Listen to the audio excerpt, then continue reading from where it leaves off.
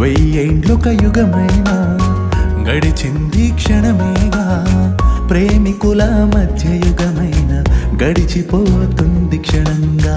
దూరమైతే క్షణమైనా భరించే యుగమేగా, ఆకర్షణ ఉన్న చోట యుగమైన గడుచు క్షణంగా.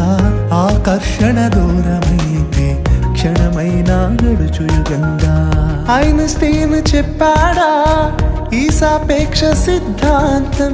బైబిల్ చెప్పిందా ఆపేక్ష సిద్ధాంతం?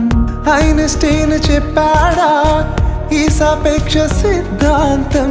బైబిల్ చెప్పిందా ఆపేక్ష సిద్ధాంతం? క్రమం తప్పక చదవమన్నాడు బైబిల్ అతడు, మహాశాస్త్రం నేర్చుకున్నాడు బైబిల్ నుండతడు. క్రమం తప్పక